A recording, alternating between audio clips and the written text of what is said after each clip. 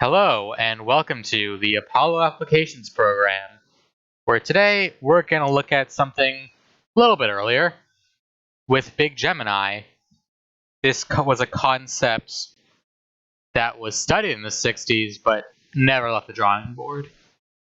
And as such, it's one of those missions that has sort of always fascinated me, as well as sort of its unconventional design quirks, which we will get into later in the mission.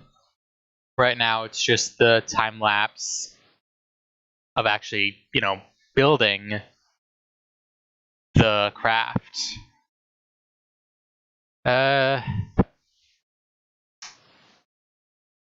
Really, nothing much to say here other than it was a fairly standard craft to build, unfortunately. Just like, well, it's fairly standard mission.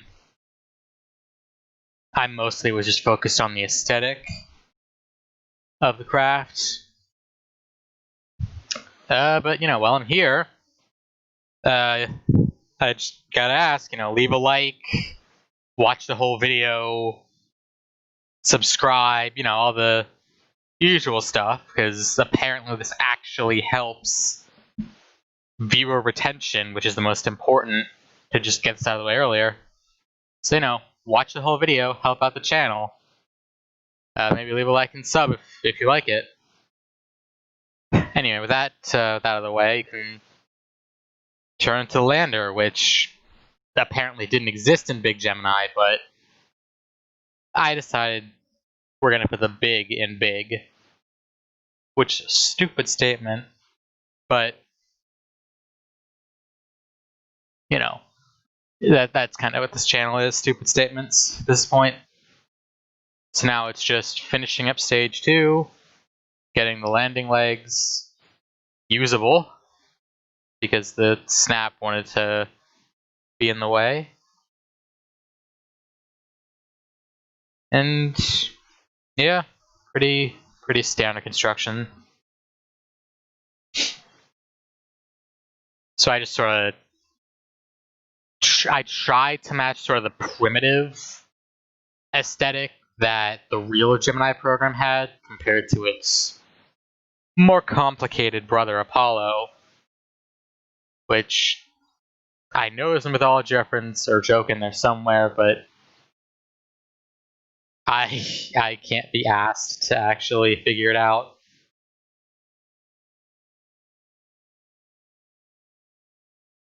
So now it's just attempt to throw up a fairing, which took way longer than it should have. Nope, wait, we're good, nope, up. Oh yeah, I forgot batteries. That's actually kind of similar to why this video isn't out Monday instead of Tuesday, or yeah, probably might be by Wednesday. Depending on what I can find is like the best time to upload. But anyway, just like forgetting the batteries, I forgot to have a functional audio for this video, so that's why I'm on like my 3rd audio recording attempt. But enough about me anyway, back to the ship. The top is really the only air quotes historically accurate portion of this, as I did actually use a Gemini capsule, which was the very real 2-man pod, for I guess pod for lack of a better word, that took us to orbit. And I actually did get to see one in the Air and Space Museum in DC, and that thing is way smaller than I thought it would be. So, being stuck in that thing on the way to the moon doesn't sound the most enjoyable experience besides going to the moon. Also, I just got lazy and threw nuclear reactors in because there's no historical inaccuracy in history that didn't happen. Other than that, we just threw on your... Well, actually, I guess I kind of went for a missile aesthetic here, like how they use the Titan II, or I believe it was Titan II, to actually launch the Gemini program. We literally strapped men to missiles and sent them to do science, which is an absolutely legendary idea. And, it didn't involve nuking ourselves to death, so there's that benefit. The double engines on the bottom not only serve for aesthetic purposes, but they match the twin engines of the missile that was used. Which I want to say it was... I don't think it was a Thor missile. I don't remember. Anyway, we can grab crew and fade across the launch pad. Here we are, alternate 1969. The rocket launches in 3, 2, 1, and ta-da! Complete shit thrust-to-weight ratio. Yeah, that's pretty similar to later Saturn V, where the thrust-to-weight ratio was just not good at the start because it had so much fuel on it. So that's why I've sped up this next bit to 4 times. Unfortunately, I think I only have 1 channel of audio. So my apologies for that. I will learn to actually fix that for the next episode. So it's a fairly standard flight profile. Tip over at 2,900 feet. Nothing much to see here. So just sit back and enjoy the ride.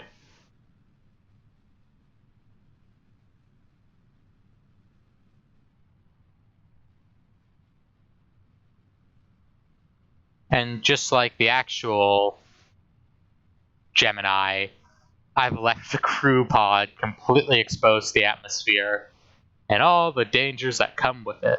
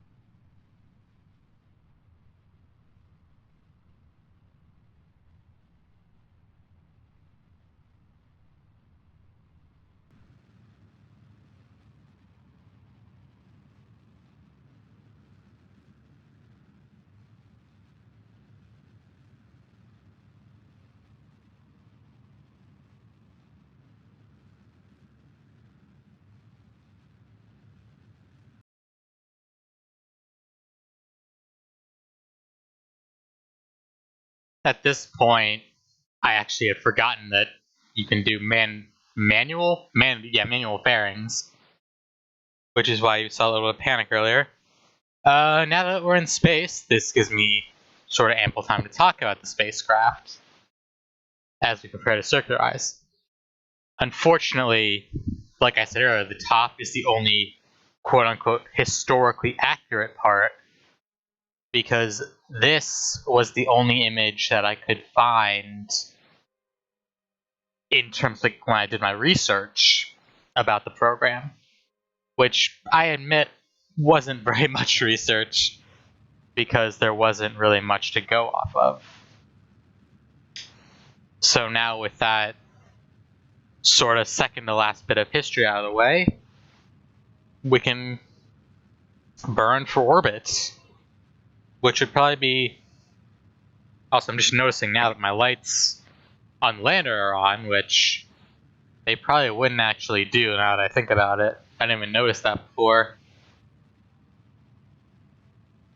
This is probably my second most important burn, besides when it gets us to the moon. And speaking of that, we can just fade right across to the moon.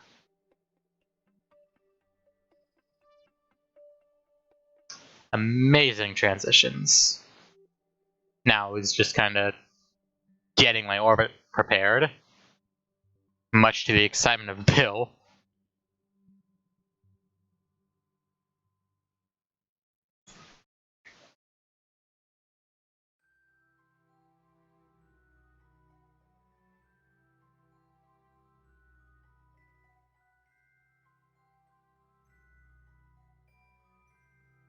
Now, because there was really no way to climb through fuel tanks, realistically, because, I like have some realism, I had my Kerbals EVA and climb through a solid piece of metal.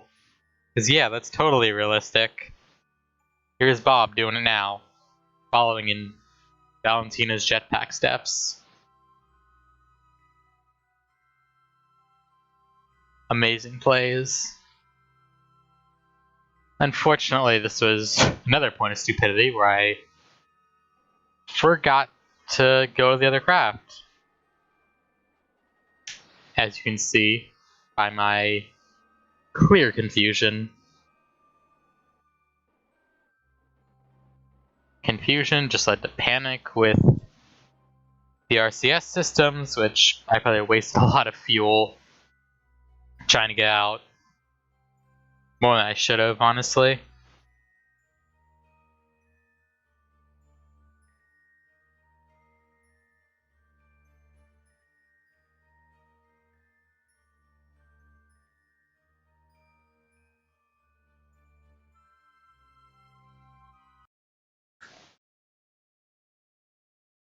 And now it can be time to actually go down.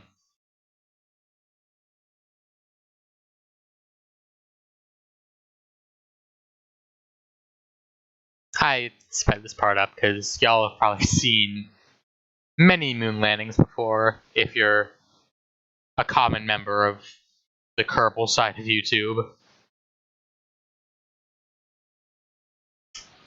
Unfortunately, this is where I discovered, well, that yet again, I'm an idiot. Because I forgot reaction controls or reaction wheels on the lander. So that's even more monopropellant than I'm burning. But damn, that looks good, the monopropellant. The Lunar Lander capsule is one of my favorites in this game, honestly, just for that reason alone. But I do hate its lack of reaction wheels. Because then you do that.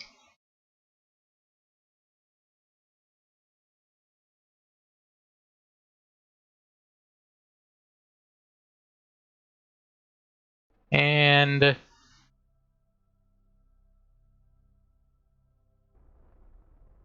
three, well, almost.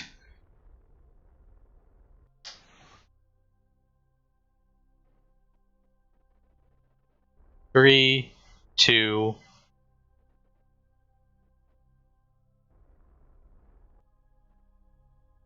one.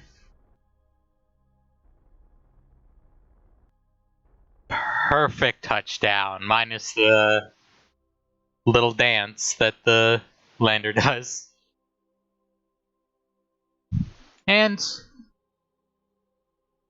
we can kill the engine, prepare for moon science. Looks like Valentina's hopping out.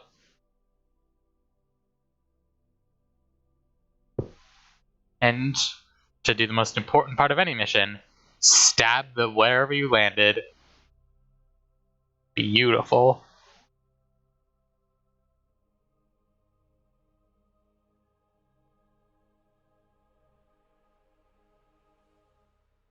I admit we're probably never going to come back to this plaque again.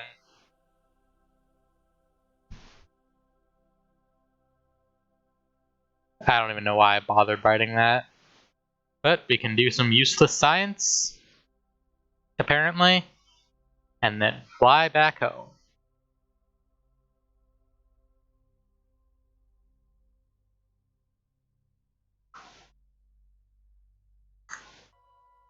But wait, while Valentina was fueling the ship, Bill got distracted. He found it. A crater that no one's ever seen. Now it is time to fly over and investigate. With a perfect landing. Nothing could ever go wrong with that.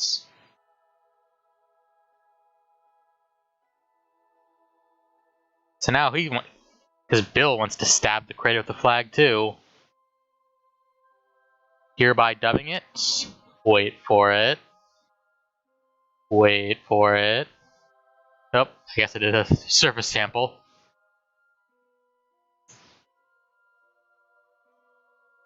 Crater McCrater face. Unfortunately, a lot of this footage up till now got corrupted, so we're brought forward to the end of the mission, which is only half accurate to the documents that I was able to find, because this was supposed to land nose first and fly like a plane, but after like 20 minutes of aerobraking, I was just so done. I just wanted to be done recording. That's why you see the spinning, just to get our apoapsis as low as possible.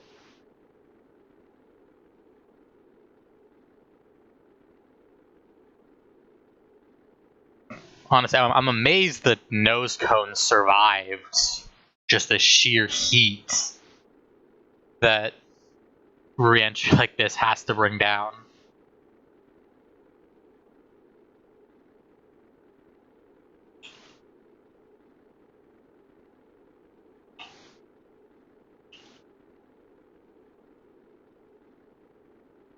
I just had to type something real quick. If y'all could hear that, my apologies.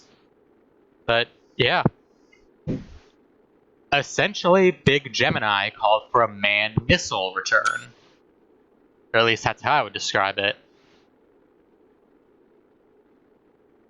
Not really heat shields, as far as I could tell, just aerodynamics, hopefully cooling it off. As well, that's why I put the parachutes on the top.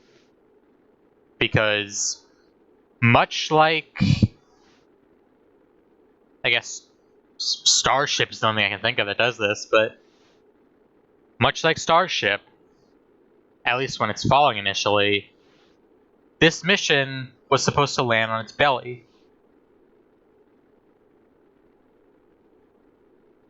So we will see that shortly.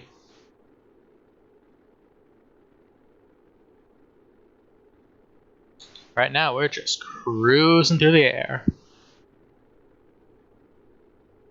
Just absolutely vibing.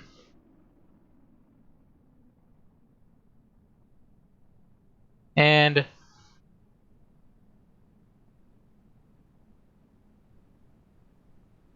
3, 2, 1. Oh, I just broke all the I probably broke the Kerbal's neck with that maneuver. Because the G-forces realistically would have been insane for something like that. But now, from insane G-forces, we can just daintily float down.